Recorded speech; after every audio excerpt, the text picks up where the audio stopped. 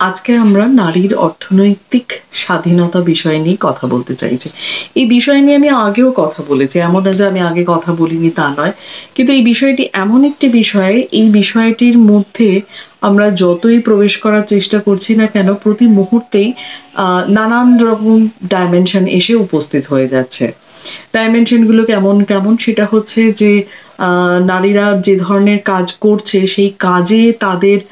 তারা কি ধরনের কন্ট্রিবিউশন করছেন, কি ধরনের কাজ করছেন, তাই সেই কাজের মান নিয়ে এক ধরনের আলোচনা চলছে। দ্বিতীয়ত হচ্ছে যে নারীরা বাড়িতে যে কাজটা করছেন, কতক্ষণ ধরে সেই কাজটা করছেন, সেই কাজে তাদের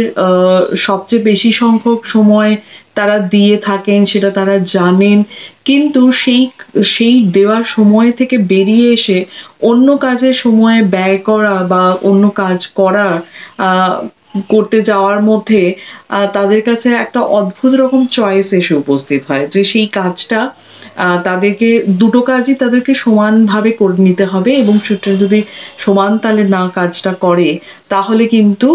তাদের সামাজিক প্রেক্ষাপটে কিন্তু তাদের গ্রহণীয়তা বা গ্রহণযোগ্যতা নিয়ে কিন্তু কখনো কখনো প্রশ্ন উঠে যায়। এবং সবসময়ের জন্য বলা হয় যে সবাই কাজ করছে, কাজ করতে হবে, এবং বাড়ির কাজকে আহ আলাদা চোখে দেখলে হবে না। এটা এটা এটা একটা সহজাত কাজ। এবং প্রায়শই বলতে শোনা যায়, নিজে বাড়িতে রান্না করবে, খাবে, বাচ্চাদেরকে খাওয়াবে, এটাই তো তোমার মূল কাজ।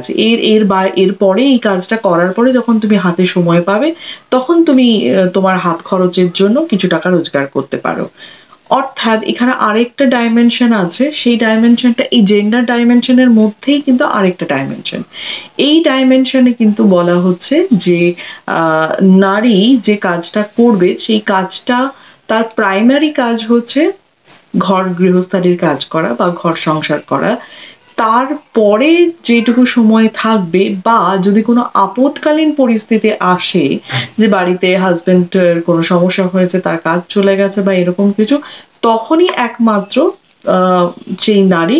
বাড়ির বাইরে কাজ করতে বেরোবে বা কাজ খুঁজতে বেরোবে। অর্থাৎ নারীকে বলে দেওয়া হচ্ছে যে তোমার কাজের, তুমি যেই কাজ করো না কেন, সেই কাজটা মূলত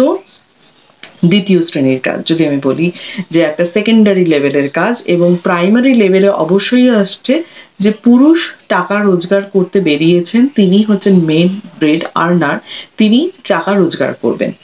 এই বিষয়টার মধ্যে আবার পরের ধাপে আপনি দেখতে পাবেন যে সেক্ষেত্রে দেখা যায় যেহেতু পুরুষকে ধরে নেওয়া হচ্ছে তিনি প্রধান, এবং তিনি যেহেতু মেইন ব্রেড আর্নার, সুতরাং তিনি বাড়ির সমস্ত কিছুতে ডিসিশন নেবেন। এবার ধরুন তিনি কোনো কারণের জন্য অসুস্থ হয়ে পড়লেন বা কর্মক্ষম আর থাকলেন না, তখনও কিন্তু যেহেতু তিনি একটা দীর্ঘ সময় পর্যন্ত টাকা রোজগার করেছিলেন বা সংসারটাকে ধরে রেখেছিলেন বা সংসার পেতেছিলেন, সুতরাং তার স্ত্রী যতই টাকা রোজগার করুক না কেন, সেই টাকাটা কিন্তু সবসময়ের জন্য গ্রহণযোগ্য, মানে সবসময় যেটা ধরা হবে যে সেই টাকাটা দ্বিতীয় শ্রেণীর টাকা। এবং সেই টাকার যে প্রভাব সমান, মানে পরিবারে, সেই পরিবারে হয়তো অনেক বেশি গুরুত্বপূর্ণ ভূমিকা পালন করছে, কিন্তু সেই ভূমিকাটাকে কখনোই আমরা বলবো না, মানে এটা তো, মানে কোথাও একজন পারেনি বা একজন এই মুহূর্তের জন্য পারছেন না, সেই কারণের জন্যই তাকে এই দায়িত্বটা নিতে হয়েছে। কিন্তু মূল দায়িত্ব সেই কারণে পরিবারের সমস্ত সিদ্ধান্ত গ্রহণের দায়িত্ব কিন্তু পুরুষের উপরই নিয়োজিত থাকবে। এবং সেক্ষেত্রে দেখা যায় যে বাচ্চা কোন স্কুলে ভর্তি হবে থেকে শুরু করে তার পোশাক আশাক থেকে শুরু করে সমস্ত কিছুতেই আমরা দেখবো যে আহ বলা হয় যে হয় বাবাকে জিজ্ঞেস করো, নয়তো বাড়ির যারা বয়োজ্যেষ্ঠ থাকবেন তারা ডিসিশন নেবে, তারা বলবেন। এইভাবে দেখা হচ্ছে। এবার বিষয়টা হচ্ছে যে তাহলে নারীদের ক্ষমতায়নের ক্ষেত্রে যখন আমরা এই কাজের দিকটা ধরি বা কাজের কথা বলি বা কাজের প্রেক্ষাপটের কথা আলোচনা করছি, যে তারা কর্মক্ষম হবে, এবং তারা বহু ক্ষেত্রেই আমরা বলে থাকি যে তারা শুধু কৃষি শ্রমিক হিসেবে নয়, তারা হয়তো গৃহপালিত পশু উৎপাদনে ব্যস্ত থাকবেন, সেখান থেকে টাকা রোজগার করবেন, বা তারা অন্যান্য নানান রকমের কাজ। কিন্তু সেইখানে পরিসংখ্যান যদি আমি দেখতে যাই, আমি জাস্ট একটুখানি কথা এইখানে একটা উদাহরণ দিতে পারি, সেটা হচ্ছে যে আমাদের যখন আমরা মানে বাড়ির মানে ছাত্রছাত্রীদের বাড়ির লোকজনের সঙ্গে কথাবার্তা বলেছিলাম, তখন আমরা দেখেছিলাম যে মানে বলতে পারি যে পরিসংখ্যানে হিসেবে 60% ক্ষেত্রে বাবা মায়েরা বলেছিলেন যে মানে এমন ভাবে তারা বলছেন যেন বিষয়টা খুব একটা গুরুত্বপূর্ণ নয়, যে তারা বাড়ির মেয়েদেরকে বাড়ির কাজ করতে বলেন এবং তাদেরকে বাড়ির ভাই বোনদের দেখভাল করার জন্য বলেন, এবং তারা যখন উচ্চশিক্ষার জন্য আসছে, আমি ধরে নিয়েছি সেটা বিশ্ববিদ্যালয় বা তারা আসছে মহাবিদ্যালয় বা কলেজে যখন তারা ভর্তি হচ্ছে, তখন অদ্ভুত রকম ভাবে যে সেখানে তো স্কুলের মতো একটা টাইম ফ্রেম ধরে তাদের ক্লাস হয় না, কিন্তু সেখানে ছাত্রীদের বিশেষ করে এই বিষয়টা বলার আগে 10 বার ভাবতে হয় যে তারা 12টার সময় ক্লাস করতে যাবে। মানে ধরুন সেদিন তার কোনো একটা ক্লাস পড়েছে, 12টার থেকে ক্লাস হওয়ার কথা, তার আগে অন্য একটা ক্লাস ছিল, সেটা কোনো কারণে সেদিন হবে না, বা ধরুন এক এক ধরনের মানে কোনো একটা অন্য একটা বিষয়ের ক্লাস হবে, কোনো বা স্পেশাল লেকচার আছে, বা এই ধরনের যেভাবে আমরা দেখে থাকি এই সমস্ত ক্ষেত্রে, সেখানে দেখা যায় যে স্টুডেন্টদেরকে বলা হচ্ছে যে না তোমরা, মানে তারা বাড়িতে বলতে ভয় পাচ্ছে যে তারা ওই সময়টা ক্লাস করতে যেতে চাইছে। এটা কিন্তু অবশ্যই আমি দেখেছি যে আমাদের গ্রামাঞ্চলের যে সমস্ত কলেজ রয়েছে সেখানে এই ধরনের একটা বিষয় দেখা গেছে। তো তখন মনে হয় যে তাহলে এই যে ছাত্রছাত্রীরা পড়াশোনার ক্ষেত্রে, ছাত্রীরা বিশেষ করে তারা পড়াশোনার ক্ষেত্রে অ্যাক্সেস পাচ্ছে না, এবং তাদেরকে বাড়িতে এমন ভাবে বলা হচ্ছে, ধরুন সব দিন বলা হচ্ছে না কাজটা করতে, কারণ আমি বহু ছাত্রছাত্রীকে দেখেছি, বিশেষ করে ছাত্রীদের, যে তাদের বাড়িতে বাসন মেজে রান্না করে কাজ গুছিয়ে রেখে তারপর তাদেরকে আসতে হয়, এবং সেক্ষেত্রে যদি জিজ্ঞেস করা হয় যে মানে মানে ওটাকেও এমন ভাবে বলা হয় যেন খুব সাধারণ কাজ একটা তাকে করতে হয়, মা অসুস্থ, এবং এদের ছাত্রদের ম্যাক্সিমামেরই দেখা গেছে যে মায়েরা অসুস্থ, এবং অসুস্থ থাকার কারণে এবং সেটাও তাদের খুব অল্প বয়সে বিবাহের কারণেই কিন্তু তাদের এই শারীরিক অসুস্থতাটা বৃদ্ধি পায়, এবং তার ফলে যেটা হচ্ছে যে সেই পুরো ঝক্কিটা নিতে হয়েছে কিন্তু এই সমস্ত মেয়েদেরকে। ফলে তাদের মনে হয়, তখন তাদের মনের মধ্যে একদলের মনে প্রবল ইচ্ছে থাকা সত্ত্বেও, লেখাপড়া করার ইচ্ছে থাকা সত্ত্বেও, তারা সেই বিষয়টা মানে এগিয়ে নিয়ে যেতে বা মনোনিবেশ করার মতো যে বিষয়টা রয়েছে সেখানে তাদের কিন্তু বাধাপ্রাপ্ত হতে হয়, এবং সেই বাধাপ্রাপ্তের জায়গায় আরেকটা বাধার যার সম্মুখীন তারা হয়, তারা স্কলারশিপের টাকা পায় বা কন্যাশ্রীর টাকা পায়, কিন্তু অনেক ক্ষেত্রেই দেখা গেছে যে সেই টাকা তারা নিজেদের পড়াশোনার প্রয়োজনে কিন্তু ব্যবহার করতে পারছে না। সেই টাকাটা তাদেরকে তখন হয় যে তাদের বাড়ি তৈরি করার কাজে ব্যবহার করা হয়েছে, বা তাদের ভাইয়েরা বা তাদের দাদারা কোনো প্রয়োজনে তারা কোনো ব্যবসা করতে চাইছে বা তারা বাইক কিনতে চাইছে, সেখানে অনেক ক্ষেত্রে বা তারা ফোন কিনেছে বা ফোন কেনার প্রয়োজন দেখা দিয়েছে, সেই সময় প্রয়োজন যখন ছিল তখন হয়তো দাদা টাকাটা দিয়েছে, সেই কারণে যখন সে টাকা পেলো তখন সেই টাকাটা কিন্তু দাদা নিয়ে নিল,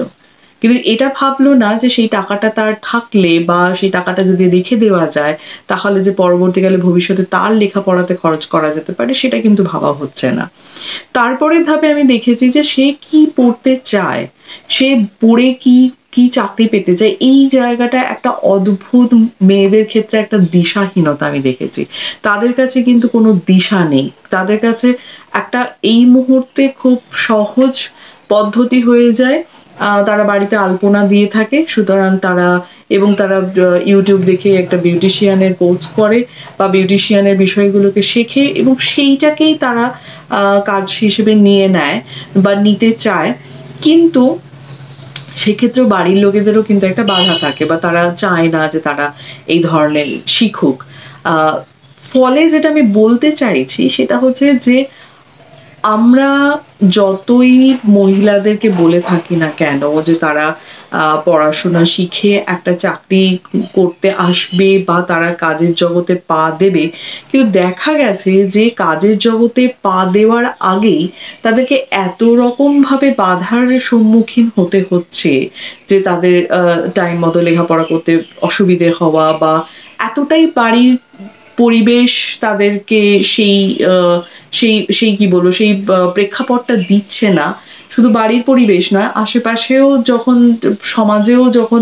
দেখলো যে তার সেই পড়াশোনার কোনো গুরুত্ব নেই, তার রেজাল্টে সেরকম অর্থে কোনো গুরুত্ব নেই, কারণ তখন তাকে বলা হচ্ছে যে এরপরে তো তোমাকে একটা বিয়ে দিয়ে দেওয়াই হবে, এবং বিয়ে করে বিয়ে তখন বিয়ের ক্ষেত্রে দেখা হয় যে তাকে যে করে হোক যার সঙ্গে বিয়ে দেওয়া হবে সে তাকে খাওয়াবে, এটা হচ্ছে মূল মন্ত্র। তারপরে হচ্ছে কখনো সেখানে বলা হচ্ছে না যে দুজনে মিলে কাজ করে খাবে বা কাজ করবে, এই বিষয়টা নিয়ে কিন্তু খুব একটা আলোচনা পরিসর তৈরি হচ্ছে না। যদি তা না হয়, যে ভাগ করে নেওয়ার বিষয়টা না থেকে যদি সবসময় একজন ব্রেড আর্নার হবে এবং তিনি অবশ্যই পুরুষ হবেন, ফলে কিছু কিছু পুরুষের চারিত্রিক বৈশিষ্ট্য যেমন ভীষণ রকম ভাবে ফিক্সড করে দেওয়া হচ্ছে, তেমনি ভাবে এই মেয়েরা যারা পড়াশোনা করে হয়তো এগোতে চাইছিলেন তাদেরকেও কিন্তু কোথাও একটা মনে হয় যে আরে আমি আর তাহলে আমার লাভটা কি হলো, সেই যদি আমাকে সংসারে কাজ করতে হয়। এবং তখন আমার মনে হয় যে হ্যাঁ, আমরা বিয়ে করে নিই, আমরা বিয়ে করে নিলে নিজেদের সংসারে অনেক নিজেরাই কাজ করব, নিজেরাই মানে ভালো থাকবো। আমাকে সেই নিজের বাড়িতে যত এত পরিশ্রম করতে হচ্ছে, তাহলে আমি এবং আমার কাছে বাড়িতে কাজ করাটাই যখন বারে বারে বলা হচ্ছে এটাই তোমার প্রাইম প্রাইম টাস্ক, তখন আমার পক্ষে কি এই এতটা বিপুল বাধা কাটিয়ে উঠে এবং সেক্ষেত্রে আমাদের মিডিয়াতেও অনেক সময় দেখানো হচ্ছে যে তুমি অ্যাজ এ গৃহবধূ হিসেবেই তোমাকে তো তুমি রাজনন্দিনী, যদি তুমি রাজনন্দিনী হও তোমাকে তো পুরুষ খাওয়াবে, তোমাকে বসিয়ে খাওয়াবে, এবং তিনি বাধ্য থাকবেন তোমার সমস্ত নিডকে ফুলফিল করার জন্য। কিন্তু কখনোই সোশ্যাল মিডিয়া বা আমাদের পারিপার্শ্বিক সামাজিক প্রেক্ষাপটে এই আলোচনাটা প্রাধান্য পাচ্ছে না যে মানে শুরু থেকেই দুজনেই ইকুয়ালি কন্ট্রিবিউট করব বা দুজনের পরিপূরক হয়ে যদি সংসার বাঁধতে হয় তাহলে বাঁধবো। বরং সেখানে বারে বারে যে বিষয়টা উঠে এসেছে সেটা হচ্ছে যে বিপদে পড়লে তবে আমরা কাজে আসবো, বা ওই টুকটাক কাজ করে আমরা আমাদের হাত খরচটা চালিয়ে নেব, তাতে আমার মানে পেইড লিভ পেলাম কিনা, আমার আমি কাজে যেতে না পারার জন্য আমার স্যালারি কাটা গেল কি গেল না, বা আমি এটা দেখছি না যে আমার গ্র্যাচুইটি বা অন্য কোনো কিছু থাকছে কিনা আমার কাজের জায়গা থেকে, আমি সেখানে একটা আয়ের কাজ করে বা অন্য এরকম ছোটখাটো কাজ করে আমি ঠিক চালিয়ে নেব। কিন্তু তার বাইরেও যে সে একটা বৃহত্তর প্রেক্ষাপটে নিজের একটা নিজের একাডেমিক কোয়ালিফিকেশন বা যোগ্যতাকে বাড়িয়ে নিয়ে বেটার কোনো কাজের অপশনে যেতে পারে, যেখানে তাকে ম্যাটারনিটি লিভ দেবে, তাকে পেইড লিভ দেবে বা অন্যান্য সুযোগ সুবিধা দেবে, এই বিষয়গুলো কিন্তু সম্পূর্ণরূপে অগ্রাহ্য থেকে যাচ্ছে। তাহলে ঘরের কাজ, বাইরের কাজ, সব কাজেই শুধু যদি বঞ্চনার শিকার হতে হয়, তাহলে আমাদের অর্থনৈতিক স্বাধীনতা কেন, কোনো স্বাধীনতাই কি আর মানে মূল্য পেতে পারে? আপনারা একবার ভেবে দেখবেন। যদি আরো বক্তব্য শুনতে চান অবশ্যই সাবস্ক্রাইব করবেন